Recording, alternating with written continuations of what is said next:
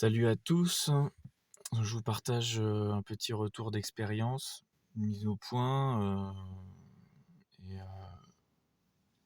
les commentaires sont bienvenus. Le sujet c'est où on en est en tant qu'humanité et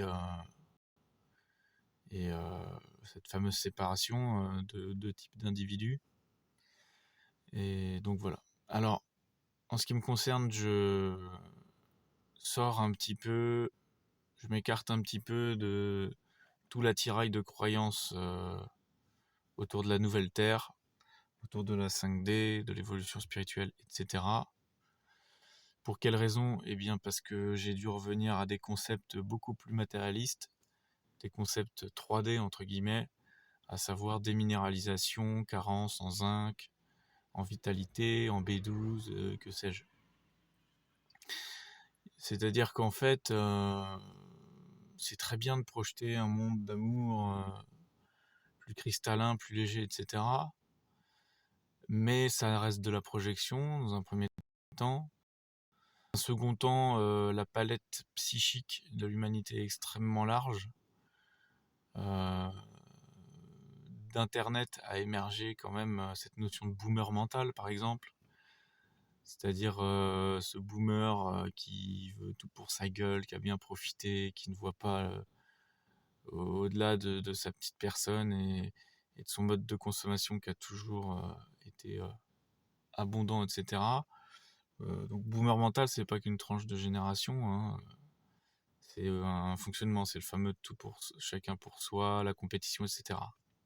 Aussi une forme de prédation. Maintenant, la prédation dans le monde animal, il faut aussi observer qu'un animal, quand il est capturé, paraît-il qu'il a une forme de sourire parce qu'il sait qu'il va participer à la chaîne de la vie, qu'il va nourrir un autre animal. Aussi, il a extrapolé ses sens, il a extrapolé ses sensations à travers son système de survie musculaire, etc. Effectivement, il se développe. Et là, il y a une espèce de stratégie. C'est assez intéressant. Maintenant, bien entendu, nous, on consomme de la viande très différemment. C'est pas hyper glorieux dans certains cas, mais bon voilà, je crois que ce qu'il faut c'est écouter ses besoins, s'écouter et pas tomber dans des extrêmes parce qu'en fait on est encore dans un monde matériel, quoi. Aussi dans ces milieux New Age, écolo, chantier participatif, 5D machin. Alors pourquoi les sujets sont voisins, c'est parce que dans tout le monde écolo de la solidarité, là, il va y avoir du végétarisme, il va y avoir un peu du mantra, de l'exotisme, un petit peu comme ça, de la plume, quoi, du chaman, etc., quoi, hein. Du chaman, entre guillemets, hein. Maintenant, finalement, ces lieux-là sont pas moins fournis en égo surdimensionné qu'ailleurs, et au contraire ça donne parfois envie de revenir vers l'ouvrier tout modeste qui pige que dalle et qu'on a rien à branler. Enfin, je dirais même pas qu'il en a rien à branler, c'est qu'il est trop occupé, le pauvre. Mais voilà, en fin de compte, la spiritualité, c'est pas nécessairement chercher à jouer l'éveillé, à dire salut je suis éveillé, quoi. Ça peut être aussi tout simplement plonger en plein dans les sensations matérielles et en être distant parce que centré dans sa conscience. Et en fin de compte, la notion de difficulté, elle est propre à chacun. C'est-à-dire que c'est chacun vit son truc. Moi, par exemple, je retournais en atelier de serrurerie avec travailler sur de la poutre, de la charpente, parce que j'avais besoin de ça pour re-être dans la matière, ou plutôt apprécier la matière, puisque je sors plutôt d'une dépression générale, en fait. Donc la dépression générale qui est passer d'une fuite vers une autre fuite. La fuite du monde matériel sans avoir appris à l'apprécier, et ensuite une fuite dans le monde spirituel, quoi. Et il y a ça, en fait, aujourd'hui, il y a cette fuite dans le monde spirituel, alors avec des égos pas du tout préparés, qui veulent s'accaparer une connaissance, ou etc. Et ça devient tout un décorum, tout un décor pour se mettre en avant et tout, pour capter l'attention, etc.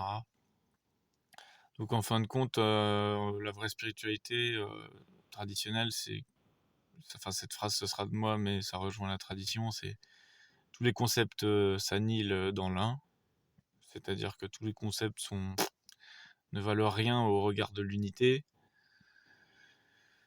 et donc qu'on soit à travailler, je sais pas moi, en tant qu'ouvrier, ou qu'on soit à méditer, ou je sais pas quoi, c'est pareil en fait, c'est l'expérience de comment est vécue l'expérience qui compte.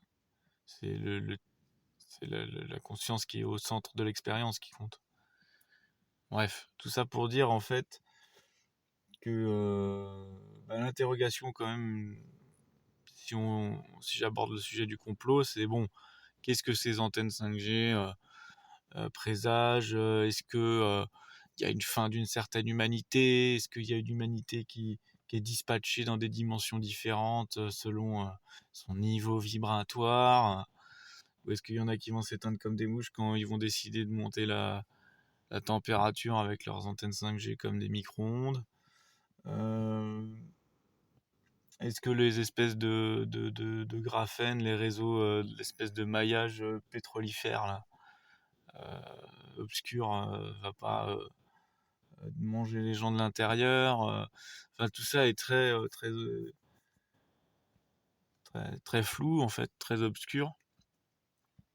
Bien sûr, il y a cette histoire de lumière contre la matière, etc. Donc quand je parlais de matière noire, cette espèce de matière noire qui serait censée être dans les vaccins, machin. Fin de compte, bon oui, c'est un jeu, machin, oui, alors c'est un jeu, mais en même temps c'est pas drôle.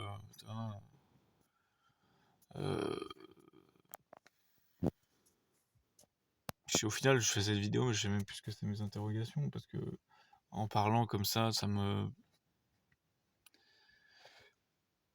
propulse justement dans mon centre, moi personnellement, parce que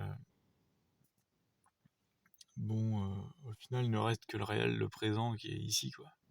Alors oui, effectivement, quand t'es ouvrier ou quand t'es encore attaché à ce système, tu, tu œuvres pas forcément pour des trucs amélioratifs, en fait. Tu restes encore dans l'ancien paradigme. Euh, Par exemple, celui qui va bosser pour des structures pour charger d'électricité des cars qui roulent à l'électrique. Et bon, perso, j'ai fait ça.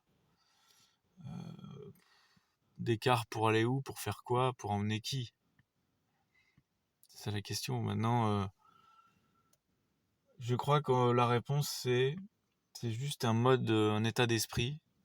Effectivement, un état d'esprit de partage, d'ouverture. Parce que les gens ont envie de partager, hein. Les gens ont envie de s'ouvrir, etc. Mais ils ont encore du mal. Mais il y en a, comme effectivement. Alors, est-ce que c'est des portails organiques? Qu'est-ce que c'est, en fait, ces gens? Des gens qui se plaisent très bien dans le chacun pour soi, dans le tout pour leur gueule, et qui ont un petit plaisir à faire chier les autres. Une espèce de plaisir, comme ça, il y a ce fameux concept de pervers narcissique, par exemple. Moi, j'aime pas utiliser les concepts comme ça, que le système fournit comme ça, mais là, j'avoue que celui-là, moi, je l'ai trouvé pertinent sur certaines personnes, quand même. Par exemple, penser qu'effectivement, il y a des psychopathes à la tête des gouvernements, c'est pas déconnant, quoi. Et juste à voir le Macron avec le Mbappé, là, le mec, il a un pet au casque, quoi, clairement. Ouais, enfin, il y a des logiques de psychopathe, effectivement. Après, est-ce que c'est une invitation à être centré, le comportement de ces gens qui seraient plus affiliés à Maya, c'est-à-dire à l'illusion, à la dualité, à tout ça. Et si la dualité est une illusion, parce que ce que j'ai beaucoup pensé à un moment, que la dualité est une illusion, mais évidemment, pour voir que c'est une illusion, il faut être centré. Et alors de cela, il y a l'expérience sensorielle finalement qu'il faut aborder. Parce que l'expérience sensorielle 3D, qu'est-ce que c'est? Personne n'en parle. Personne n'en parle. Il y a que quand j'utilise des lumières, par exemple, déjà quand je passe du bulbe de l'ampoule Edison là à la LED, je vis une expérience complètement différente. Quand je passe à la bougie, mais alors là, je découvre la vraie vie en fait. Donc c'est là qu'il faut penser au paradigme matérialiste qui dit ouais, on va pas quand même revenir à la bougie. Ça vient d'un manque d'observation. Là, je parle un peu comme un monsieur que j'aime bien qui enseigne la spiritualité orientale. Ça là découle d'un manque d'attention. Mais c'est comme d'apprécier l'air qui est totalement différent selon qu'on soit dehors ou en intérieur. La circulation du son selon qu'on soit dans un habitat rond ou dans un habitat cubique. Tout ça, c'est sensoriel. Et en fait, quand on a goûté et apprécié certaines qualités sensorielles comme ça, c'est dur de revenir en arrière. Et je crois que l'ascension, c'est aussi ça, en fait. Parce que je crois que tout ça découle, en fait, d'un rapport au sensoriel. Parce que c'est sens. Parce que les choses élémentaires, et là, c'est un mot-clé, élémentaires, les éléments, le bois, le feu, l'eau, l'air, ramènent au centre. Ramènent l'attention à son centre, à l'essence. L'essence, quand ils sont magnifiés quelque part par un objet de perception élémentaire, harmonieux, ils retournent vers l'essence, vers le centre. Bon, l'exemple, c'est en fait, j'allais dire la douche froide, mais non, parce que la douche froide, c'est même pas naturel, en fait, à la limite. Parce que la pluie, le contact des gouttes de pluie, certes, elles sont froides, mais sur le corps ou sur un blouson, n'a rien à voir avec une douche. Une douche, c'est encore trop volontariste. D'ailleurs, c'est dans cela qu'on pourrait qualifier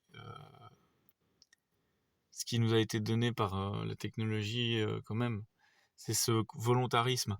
Volontarisme qui est dénoncé dans la haute mystique chrétienne, puisque il est dit qu'il faut qu'il faut obéir avant de vouloir savoir, vouloir connaître. Enfin, encore que connaître, c'est différent. Il faut obéir avant de vouloir savoir. Qu'est-ce que ça veut dire? C'est-à-dire qu'en fait, ce qui est dénoncé dans la haute mystique chrétienne, la gnose, etc., c'est le volontarisme, la volonté. En fait, il faudrait avoir aucune trace de volonté. Et donc là, on est sur l'effacement progressif d'un ego, hein, si on n'exerce aucune volonté. D'ailleurs, c'est ça le sourire, je pense, c'est être porté.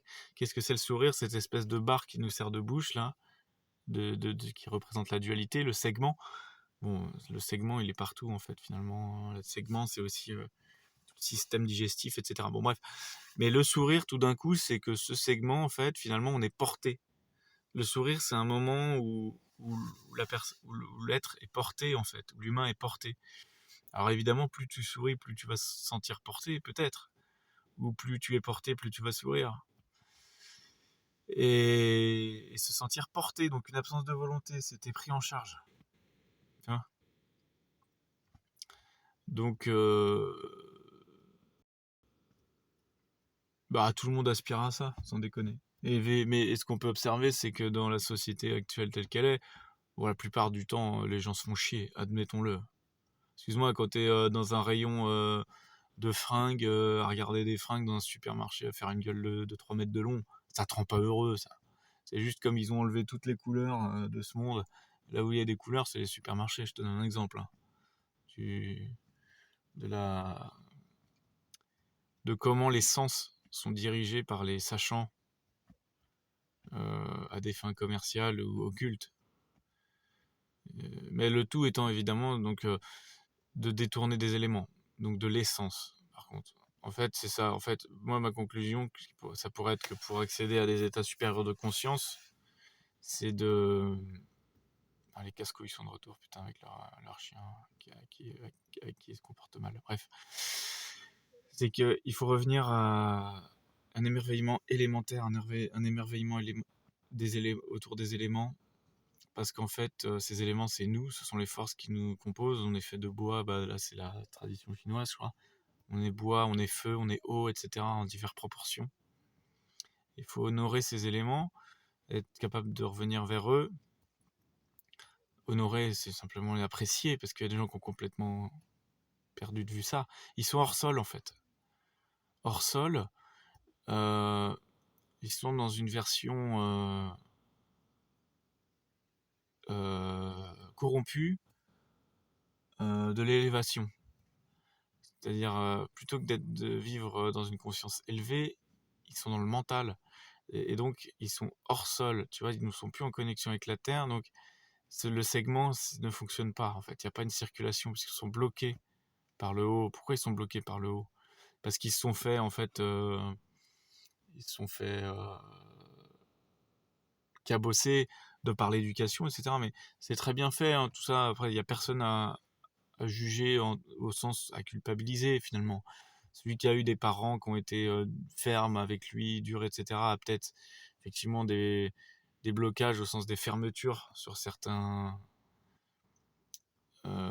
aptitudes de pensée, c'est-à-dire des pensées qui ont été bridées dès le départ. Donc il y a un accès à la pensée ou au développement qui a été bridé, euh, mis sur les rails d'une société mercantile, là, ou le fameux truc qu'il faut gagner sa vie, etc., avoir une famille et tout, etc., enfin, quelqu'un de bien socialement. Donc là, effectivement, tu rentres dans du hors-sol, puisque tu es segmenté par le bas, tu es segmenté par le haut. Donc c'est le fruit de l'expérience, quelque part, hein. Si tout cela découle d'une expérience divine et tout machin, on peut pas leur en vouloir d'être segmenté, en fin de compte. Mais moi, ce que j'ai vu, effectivement, c'est que quand t'es, espérons-le, du moins quand t'es pas dans le segment comme ça, t'es pas un segment sur pattes, t'as ce besoin de respirer de l'air pur, t'as besoin d'avoir du vide dans ta tête, t'as besoin de marcher un peu pieds nus, ou au moins sentir les feuilles, sentir l'herbe, des choses comme ça. Je crois que ça, c'est clair. Est-ce qu'il s'agit de retourner au niveau animal? Non, parce que c'est pas possible de retourner au niveau animal, parce que si tu fais l'acte conscient d'apprécier des choses élémentaires comme ça, c'est pas vraiment de l'animalité. Parce que si c'est un choix que tu fais, c'est pas t'es un animal. Par contre, il y a des gens, oui, qui sont dans des attributs un peu vilains de l'animalité. C'est euh, c'est un côté survie ou attention, il faut tout pour moi. C'est le truc un peu tout pour moi, cette espèce d'empressement, quoi. Un empressement, quoi. C'était la survie, c'est ouais, d'être limité, en fait, finalement, je crois. L'animal, il veut pas mourir, hein. Pourtant, il est dans une paix vraiment divine, quoi. Un empressement, quoi d'autre? Après, c'est aussi, on parle un collectif, se tourner vers le collectif, dit-on. Bah, les cellules, c'est un collectif, hein. Là, quand je parle, par exemple, en fait, je suis en train de faire une prière, je suis en train de parler à la totalité de cellules, des atomes, mais tout ça, c'est des concepts. Je veux dire, en vrai, il y a l'attention et on est ample, on est lumineux, mais juste c'est un jeu de pensée et de contraction qui font qu'on pense que on a un corps, des muscles, des trucs. C'est un jeu de contraction. Et la fameuse 3D, c'est-à-dire en gros le monde du travail et machin, des trucs, c'est simplement rajouter des contractions dans la contraction en fait.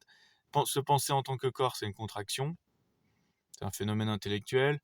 Il y a des sensations qui y sont accolées. Et vivre par exemple la douleur dans le corps, c'est encore une contraction supplémentaire.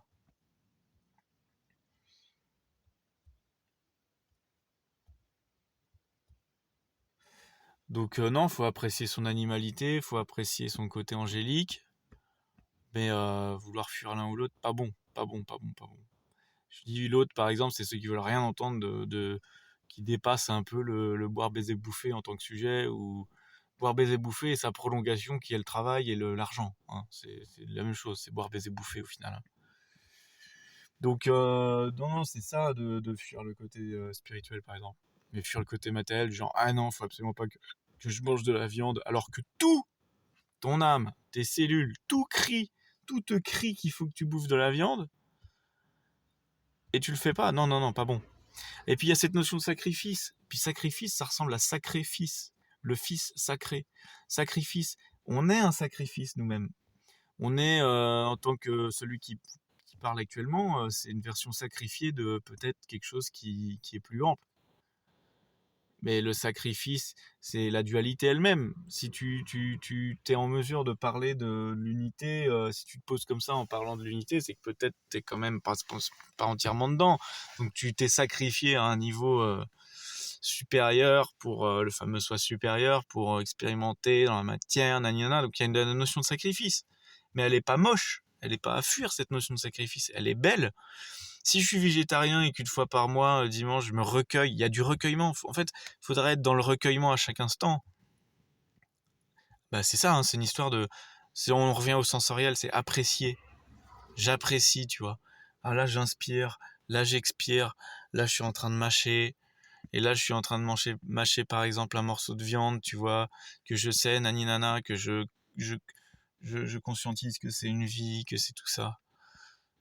Mais tout est vivant, même les objets sont vivants. Même c'est vivant même parce que notre rapport aux choses est vivant. Si je considère mal un objet parce que je m'en branle, je vais forcément avoir le retour de bâton. Parce que cette attitude fait que, bah, que je suis pas, c'est pas que je suis pas conscient, je suis pas dans l'attentif.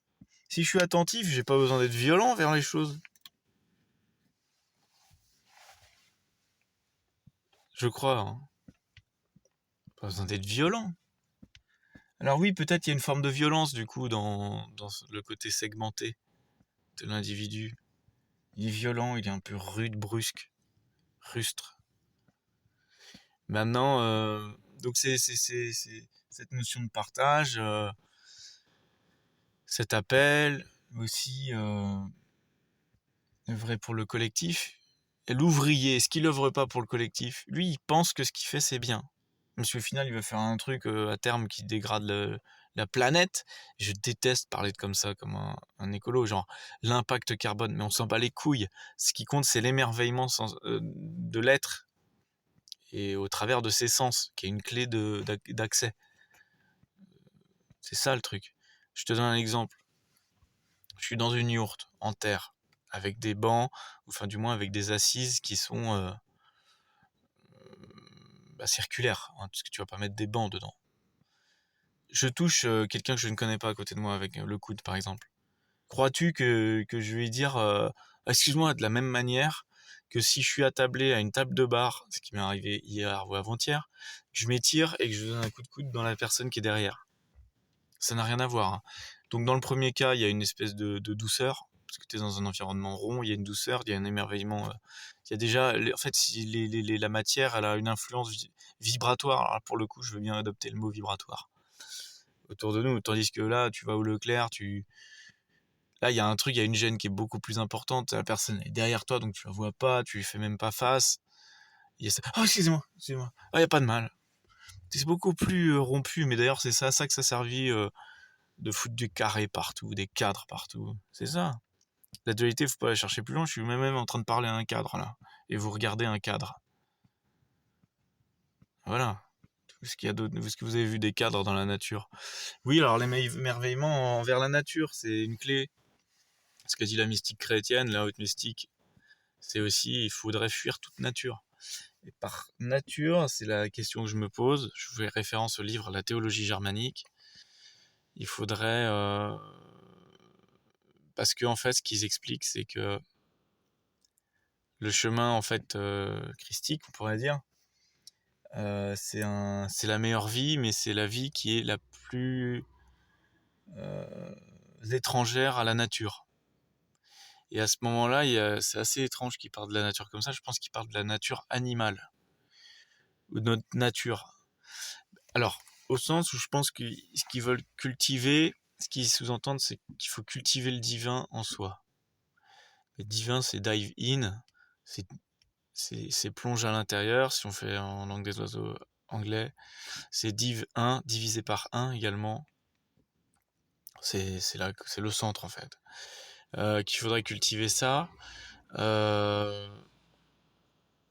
Pourquoi je parle de ça? Je pourrais aussi faire référence à un mec très intéressant, un youtubeur suédois qui fait des vidéos anti-vegan, machin truc. Il a fait des choses très intéressantes. Lui, il prend pour référence la nature. Il dit, ouais, dans la nature, t'as pas de tofu, par exemple. Ça, il dit des trucs comme ça. Il fait référence. Il est très pertinent comme ça. Mais lui pour le coup, c'est un sataniste revendiqué qui, effectivement, prend pour référence l'animal. Il dit, ouais, si tu étais dans la nature, tu mangerais ta vraie diète, qui est de la viande que tu aurais chassée, etc. Il a des propos extrêmement intéressants. Mais il tombe à pieds joints dans ce truc d'être identifié à la nature. Au sens où il n'aurait pas cultivé l'esprit divin, en fait.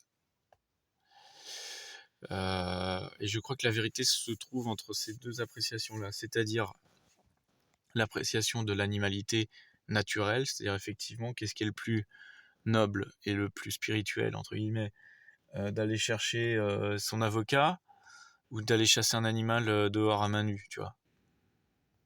Sachant qu'on connaît apparemment l'avocat, c'est de l'eau qui est volée au Pérou, etc., qui crève de soif là-bas et tout.